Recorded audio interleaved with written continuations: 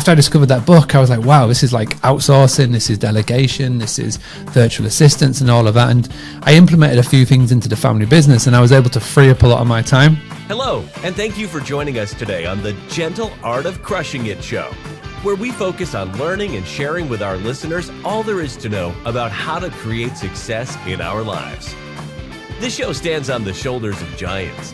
Our mission is to empower and inspire our listeners to create the life of their dreams whilst having a blast in the process. Let's celebrate life together. Welcome to the show. Here we go again. Hello, everyone. Thank you for joining another episode of the Gentle Art of Crushing It. My name is Nathan Murith, and I'm your host today, and I'm super excited to have Mark Simpson with us today. Mark, how you doing? Welcome. Thanks for having me. No, yes, it's great to be here. Nice to chat. So yeah, excited to see what we get into. Wonderful. And let's start off with, where's that accent from? Because they're not the typical accent that we hear on this podcast. Yes, so I am based over in the United Kingdom in a little town called York, which is the northeast of here. So yeah, it's a bit of a different accent from what you may be used to on the podcast. I love it. I like the snark and the UK snark, so hopefully we'll have some of that on the podcast. I can really relate to that. Before we dive in here, Mark, I'm curious to hear, why don't you introduce yourself to our audience? Who is Mark? What do you do? Obviously, you're involved in this company and product called Boostly. We will talk about that, I'm sure, later on in the podcast. But other than that, who is Mark? What do you do? Introduce yourself. So basically I help short-term rental hosts, so Airbnb hosts, mid-term rental hosts, whatever you want to class yourself as. I help everybody in like the hospitality industry when it comes to getting their own bookings, like we call it direct bookings. I've been doing this for many years now. Started it in 2016, but sort of rewind even further back, I was born into hospitality. I'm from a very little town called Scarborough, which is one of the busiest tourist destinations in the United Kingdom after London and Edinburgh. And I was just always surrounded by hospitality. I grew up on a 200-acre farm, which was a farm stay bed and breakfast. We had 14 rooms and we had 3 holiday cottages. And I was just so used to always having strangers in our house. I grew up in this industry, grew up on the farm, and I was so used to doing waiting on tables for breakfast before going to school and changing beds and doing all the things over school holidays. And it was like my late teens where I decided I wanted to do one thing and one thing only, and that was escape the village, escape the industry. And I started doing soccer coaching. So I really wanted to be a soccer player, but I'm crap at playing football. So I fell into coaching, got all my badges, and then I got this amazing opportunity in 2002 to go to America. So I arrived in Memphis, Tennessee in June sort of 2022. And then for the next 7 years, I would have 5 months in America, use up my visa as much as possible, come back to the UK for 7 months, and then just keep repeating doing that. And I got to travel to every single state, coaching soccer, doing youth development. I loved it. 2009 sort of hit, and a chat with the parents. It's like, what are you doing? You can't keep doing the soccer. And so I moved down to London, fell into a company called Yelp, which is the big review site, which was Quip at the time, before they get bought out. And I just sort of started doing sales and marketing, doing that. And I loved it. I really enjoyed the marketing side. I really enjoyed the learning about Facebook, learning about Twitter, learning about Google, reviews and all of that.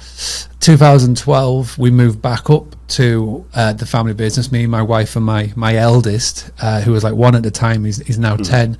And our role in the family business was to help get it online, because all those years that I was around traveling and whatnot, they'd done everything with pen and paper.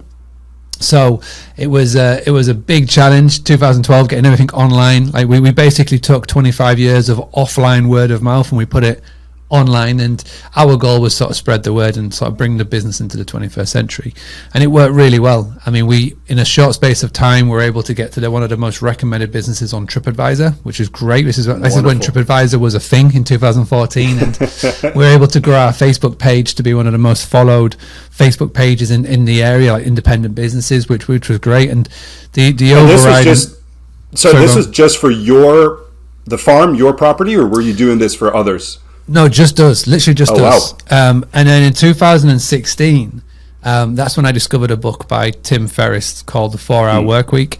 And up until that point, I was very proud of having like wearing my busy badge. I love to be busy entrepreneur and all of that. And so after I discovered that book, I was like, wow, this is like outsourcing, this is delegation, this is virtual assistants and all of that. And I implemented a few things into the family business, and I was able to free up a lot of my time. And then with that time that we freed up, I was able to then go to other networking events and meetings in my town. And Scarborough is a funny place. Like 1 in every 3 houses is like a hospitality business. It's interesting. It's either a hotel, a guest house, or a rental. And at these meetups, there's always like at least 100 people. And these meetups are 1 in every 3 months, and it's more of a chit chat more than anything. And I went just to be a bit sort of inquisitive, just to see who was there, maybe network and maybe build some more relationships. And it was at these meetings that so many people that I were meeting were the opposite of us. Like we were 80% direct, 20% Airbnb, Booking.com, etc. So like third parties. Everybody else was like a flip of that. So they were 80% reliant on Booking.com, and then the 20% was their own marketing. And I asked them like, what are they doing to bring in their own bookings? And everybody looked at me with a blank face. And then I said, well, who's helping? Like, where's the help from the local council? Where's the help from the local tourism bureau? Where's the help from X, Y, and Z? And there was nothing, because there was no funding for it. And, it's just like that light bulb moment went off, and I just said, right, well, I'll create a Facebook group. There was no Facebook group. There was nothing like that. And I created it. It was called the Hospitality Community. And it was literally for the local businesses. But just like with anything, like the local businesses joined. I came every single day in that group, and I posted help and advice and marketing tactics, etc. And then the word of mouth spread. So then people from out of our town joined, and then people from like Scotland, and then Ireland, and then Germany, and expats in Spain, and then Australia, and then America. And before I knew it, with less than a year, we had 1,000 people in the group.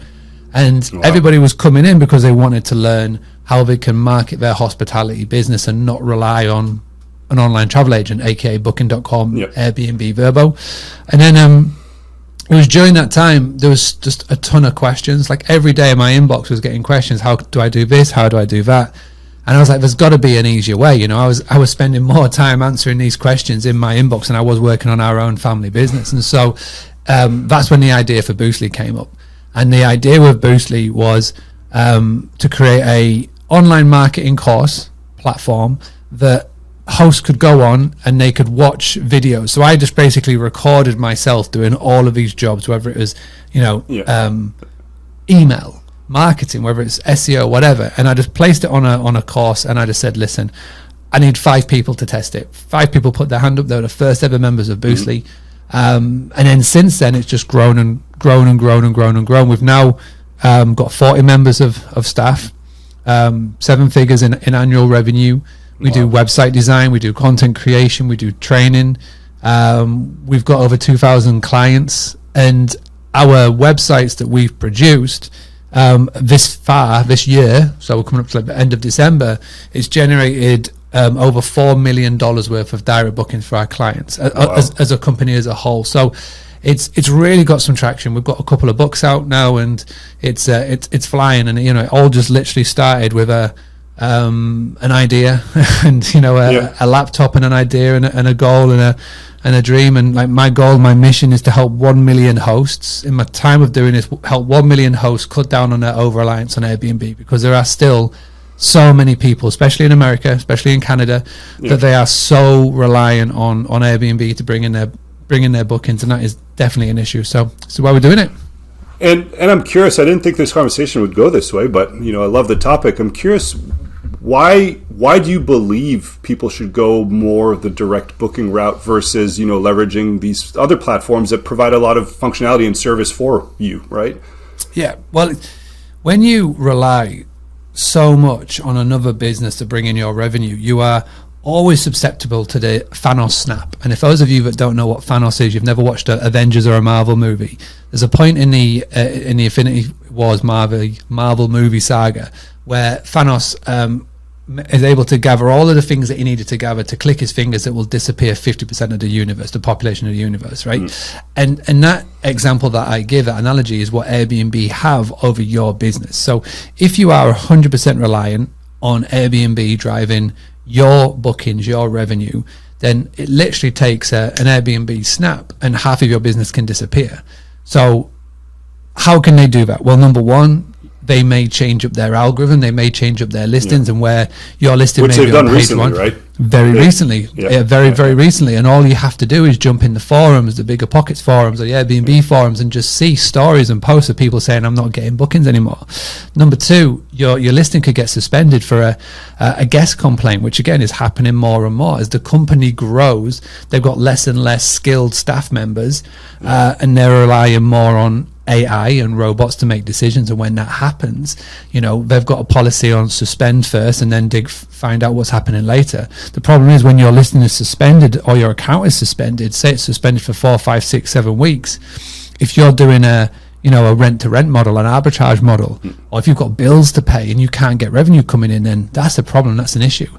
And they're just two like little ones. The big one was in March 2020 when when all the restrictions were starting and lockdowns were happening. Airbnb, without giving any warning to anybody, they sent a message out to all of their guests to say, listen, if anybody has made a booking, doesn't matter what the policy is, you can cancel your stay right now free of charge. And people did. They didn't give any warning to the host. They didn't give the host any chance to communicate with their guests. They just did it.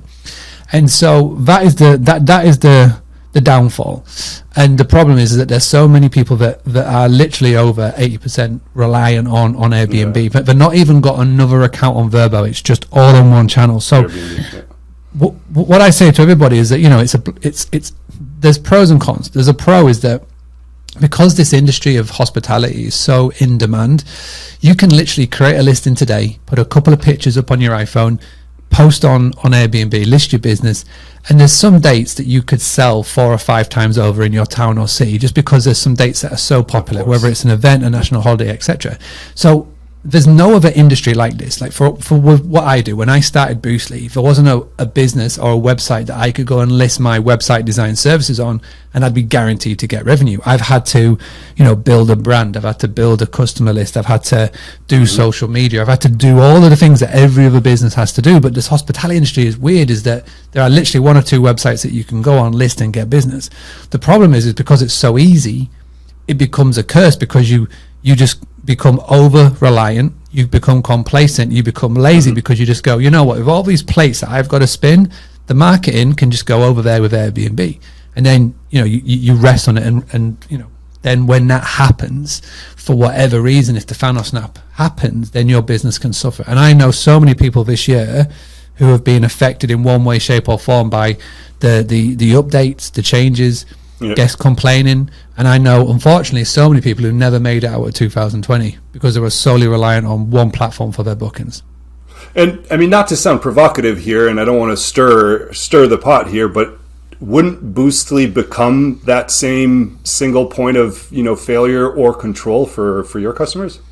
Or is it just completely different? We're not a booking platform. All we are is a website. And the main thing is I show and I coach people how to generate their own bookings. So the biggest misconception is they think that direct bookings is a platform. Direct bookings is a platform. It's just the way. It's like if me and you do a transaction, I would pay you directly instead of going, hey, I want to do business with you. Let me just go and contact this middle person first. So Boostly isn't a platform. Boostly isn't an Airbnb. All it is a website design service with an e-learning aspect built into it, which shows you how to utilize email, how to use social media, how to utilize relationship building, networking, cryptocurrency, whatever you want to name it, to help generate your own bookings. I love it. Well, while we're on this subject and before we shift gears here a little bit, why don't you plug those couple books that you're talking about and Boostly? Is it just boostly.com? Boostly.co.uk. Please don't go to .com because it'll take you to a text messaging service, which I don't have a clue where they are in the States. But when I created Boostly, in all honesty, I honestly thought it was only going to be a Scarborough UK thing. I'd never think it was going to be like a worldwide brand. But the more that we've grown and whatnot, the more I've discovered Boostly.com. It's a text messaging service for restaurants. So it's not us. We're Boostly.co.uk. Not us. We're Boostly.co.uk. The book, so the first one, released in February 2022, and this is called the Book Direct Playbook. So this is over 100 tips on marketing tactics and tips that you can do to bring direct bookings in. It's all of like my work from like the last 10 years put into like a 222 page book. This one, which is the more recent one, is called the Book Direct Blueprint. This is the systems and the structures that you need to put in place to have in your business, to have a business that will not only survive but thrive, and you can grow and scale, and who knows, potentially sail in the future. So it's more the systems and the structures to put in. But yeah, those are the two. And yeah, if awesome. you're And we'll looking make sure to have boostly.co.uk and both books in the show notes here, so everybody can go to the website and get their own copy. And now, I mean, it's a fascinating story, and it sounds like, you know, Boostly is very successful so far. Would you say that's your favorite success story about kind of your journey so far that you like to share with others, or do you have others, you know, that our audience might, you know, relate to? Well, I think like having Boostly is you know, it is going successfully, it is going really well, and I'm so proud of what we've built. But the biggest thing that I'm proud of is that I've built all of this and I've never had to sacrifice once family time. So I've got 4 kids. We just had a little baby. Me and my wife, we've been together since 2014, married in 2009, like together. But everything Boostly has been built on is like not to sacrifice the family time. Yeah, there's so many business owners and entrepreneurs and people that I know who travel all over the world, never see their wife or the kids at all, and it's sort of the business comes first. Well, this has been totally done the other way around. It's been built around the family. And you know, I got asked this question a couple of weeks ago on a podcast, like, what are you most proud of? And that was the thing that I'm most proud of. I do 99.9% of the school runs, morning and night. The kids are literally on the other side of here. You know, we work from home or work where we've been for the last 5 years. We've been traveling around the world. We've just now settled back in the UK. So it's been amazing that we've been able to do that. And why do you think you've been able to achieve this without sacrificing family? And I guess my question is, you know, what's your secret, right? How come you can do this and so many others, like you mentioned, actually don't, and end up sacrificing, you know, everything, family, wife, kids, husband, because they're, you know, on, you know, this journey to, you know, business success, whatever that means for them? I don't know why others people fail. There's context to everything. You know, every relationship, every parent is different. The scenarios are different. The context is different. It was just for me. It was, and for my wife Laura. You know, we were talking about the other day about the communication around it, about how this is the goal. This is what we're striving for, and you know, and we make it work. We're a good team.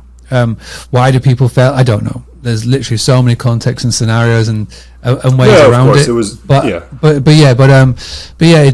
It's just I feel like the main thing is, number one, I've built everything around the working schedule. Everything is around the time. And reading that book by Tim Ferriss helped me realize that I didn't have to do all of this myself. You know, I know when you're first getting started, to think of like outsourcing tasks and getting people to help is hard, because you're always thinking about cash flow. But when it comes to it, and if you break it down, that if you can have somebody, even if you've only got say $1,000 a month coming in from sales, if you can have somebody and you can find somebody that you can outsource tasks for $50 or $100, but it means that you will then save 10 to 20 hours of your week, then that 10 to 20 hours of your week you can use towards new business that will help bring in the new. So I think one of the things that I did very early on was, you know, not be afraid or didn't feel like I had to wait to a certain point of revenue before I could bring in people to help, like outsource and delegate. Read the right books, followed the right people, took on the right advice, joined the right Facebook groups, and just made sure that when I was working, whatever hours I was working, whatever hours in a day that I had designated to hours to working, it was solely focused working time. So, for example, no notifications on my phone, no notifications on my computer or laptop.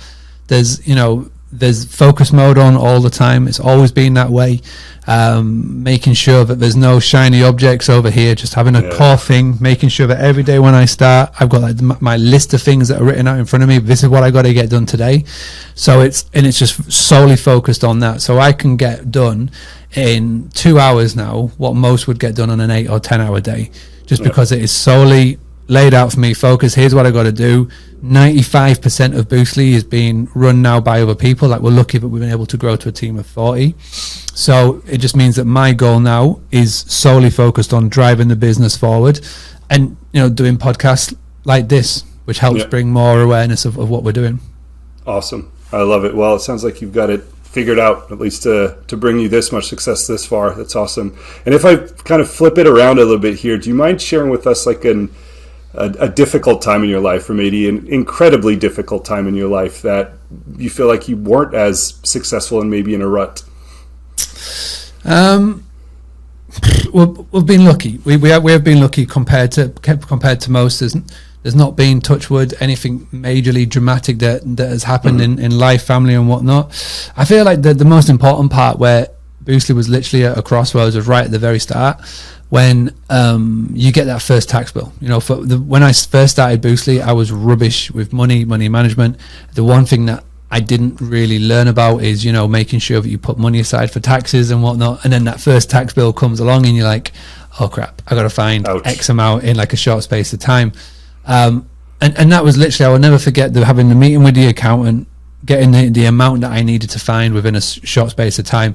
The drive it back, could literally have gone like two ways. My head could have gone one or the other, but was able to focus on what I needed to do. That was the goal, what I had to do.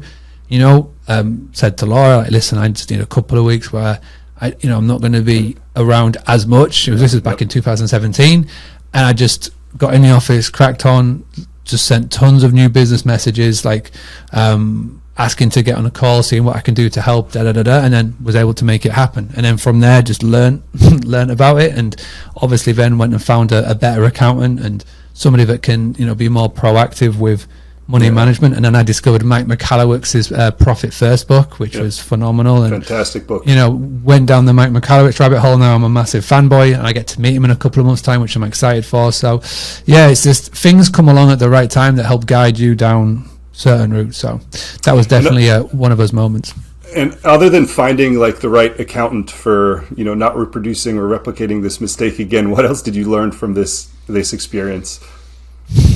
I think a lot of people talk about resilience. A lot of people talk about when you're back up against the wall, you can do it.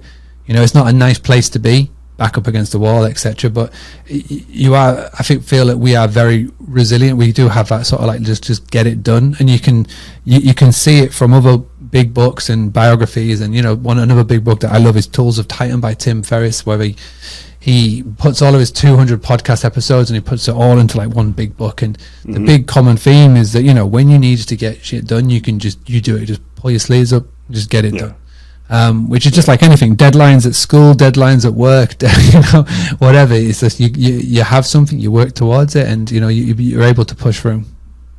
Yeah, absolutely. Like work ethic, I love it. And maybe this is the answer to this next question I have here for you, but I'm curious. We all from time to time in life encounter folks and interact with folks that are maybe kind of glass half empty, right? Where everything is slightly more negative than maybe you would see it, right? Or blaming everything and everyone around them for their lack of success, right? And you've obviously found success, in your life so far. You've shared it with us, which is awesome. But what do you tell, or what do you do when you find yourself in these situations where you're interacting with somebody that's kind of glass half empty, right? Versus, or maybe to help them get to a place where they're like glass half full, you can do it, positive, right? Yeah.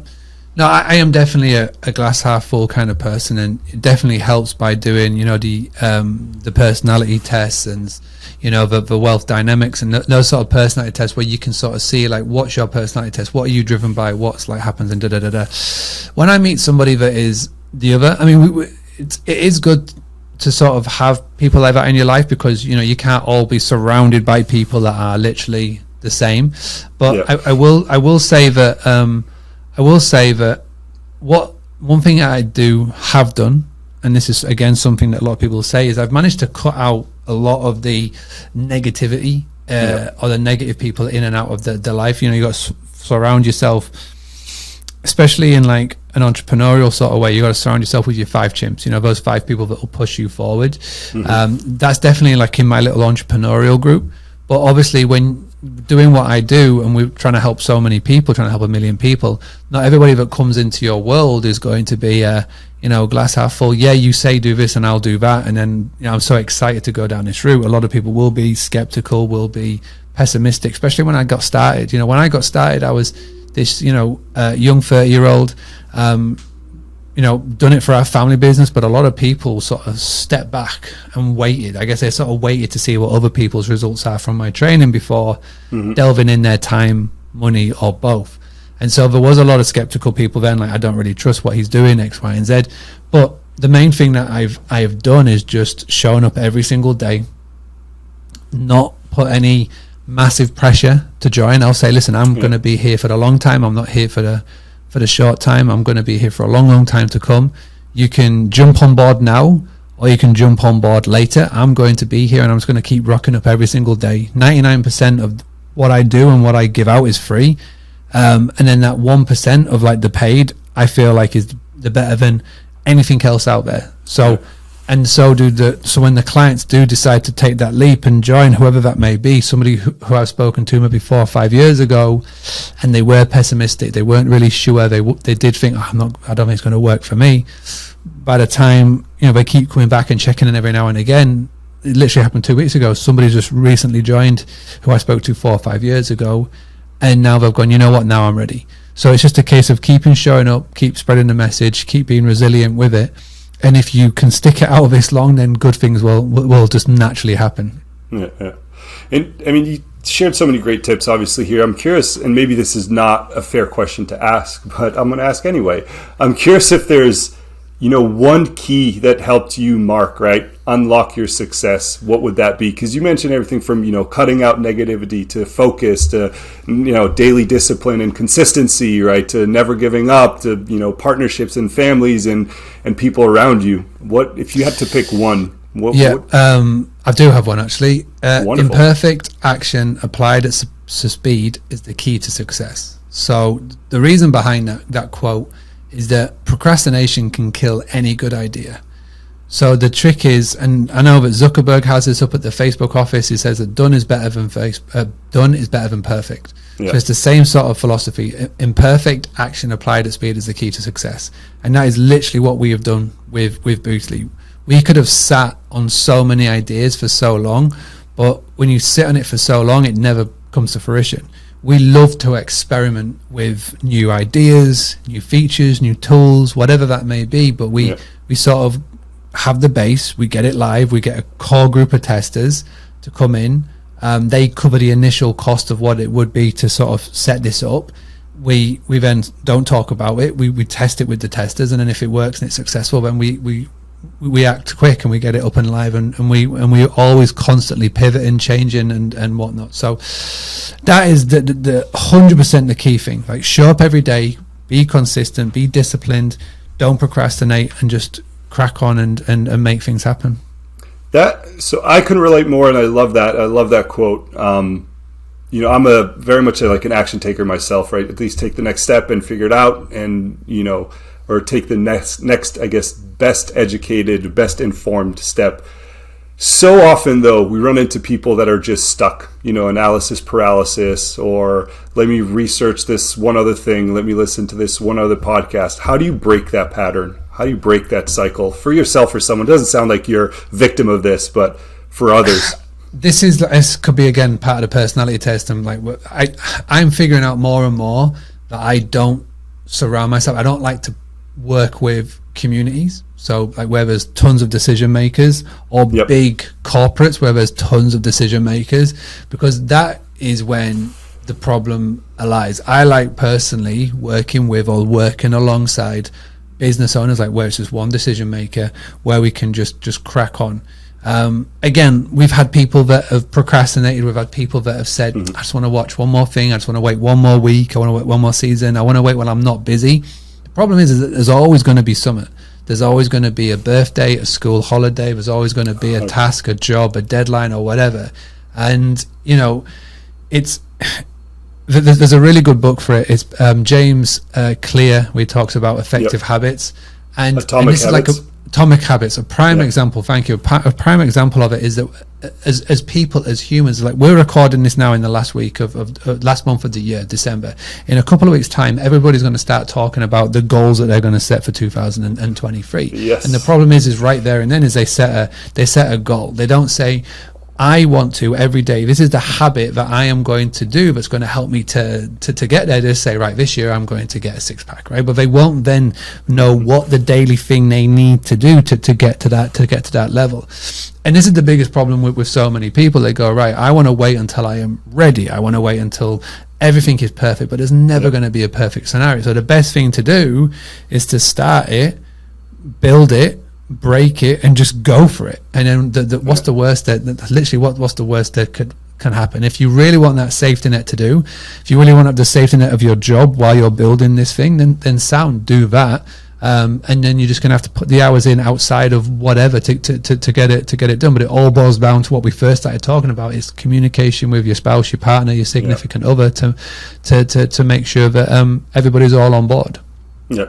100%. I love it. A bunch of good book recommendations here, and which brings me to my next question for you, Mark. Here is, do you have you obviously shared, I think 4 or 5 by now, which again, we'll make sure all of these are in the show notes. Is there another one or a specific book that you'd like to recommend our audience read? I think if you could just pick one from the ones that I've mentioned, it would be Tools of Titans. That's a book for me that's had such a massive impact from me, by Tim Ferriss, because he's interviewed 200 of the world's best, and whether it's health, whether it's wealth, or whatever, there's something in there for you. And it's not a book that you pick up on page 1 and you read to page to whatever. You can just move from one to the other. So you can have a chapter on Wim Hof and then go to Tony Robbins and then move to one of the founders of Twitter, and it's like it's all good. It really is fantastic stuff, and you can learn so much from there, and you can pick up little bits and bobs. So I would say, regardless of where you are in your journey, Tools of Titans is a fantastic book. And if you're stuck, and this is the second one, like a little side one to put in, if you're stuck and you're trying to figure out, well, what is it that I'm meant to do? Simon Sinek, Start With Why, is always a good one, because again, it sort of adds that sort of clear, what am I doing this for? Yeah, 2 fantastic books that again we'll make sure are in the show notes here. And what about a tool or a piece of technology that you use or like that's helped you reach success? So Boostly, of course. But for me on a daily basis, so like taking Boostly out of the equation. So what tool have I used the most? So Active Campaign has been fantastic. It's a CRM. I really do dig that. I really do enjoy using that. Calendly has been phenomenal in terms of helping setting meetings. But the biggest one is a free one, and it's a Gmail extension called Boomerang. And what that basically does is you install the free extension, and when you send an email to somebody, you can have a little tracker installed, so you'll know when they'll open it, which is really effective. But also as well, you can have it boomerang, so if they don't reply back within a week, it boomerangs to the top of your inbox and says, hey, I've sent Nathan a message, he's not replied, so then you can just jump back in and resend it. So it's a really, really effective tool there. So Calendly, Active Campaign is a paid one, Calendly's free, and then so Boomerang, the Gmail extension's free as well. Awesome. Again, we'll make sure these are in the show notes. I actually use a lot of those, so I can totally second that. They're fantastic tools. And as we bring this to a wrap here, Mark, last couple of questions for you. First one is, how do you want our audience to reach out to you, if at all? And second, maybe more importantly, how would you like our audience to help you out? What can our audience do for you? Oh man, so if you want to help, please go and pick up a copy of the Blueprint. It's the most recent book that we have launched, and every single penny of profit that comes from it goes to charities. So please, even if you just go and pick up the 99 cents Kindle version, that would be huge. If you want to reach out, Instagram, I love Instagram. It's the easiest channel. It's at Boostly UK, so at BOOSTLY UK. Come and say that you've heard it on the podcast, and come and say, hey, I'm happy to answer any questions. Awesome. Wonderful. Well, with that, Mark, thank you. We'll send everyone over to boostly.co.uk, grab their copies of those different books. And if there are no other parting words here, Mark, thank you so much for your time. Really appreciate you hanging out with us today, and we'll make sure everybody reaches out to you. I appreciate it. No, thank you for having me. It's nice to answer questions that aren't just around hospitality. It's nice to dig into other aspects. So thank you. Good questions. Thank you. Awesome. All right, Mark, take care. Thanks. Thank you. Well, there you have it, ladies and gentlemen. Another episode of The Gentle Art of Crushing It. It was an amazing episode. We know we sure learned a lot, and we hope you did as well. We want to take a second and thank you so much for viewing or listening to this episode. And please just know that we only ask for one favor, and that is to make this life magnificent. Thank you, and have a wonderful day.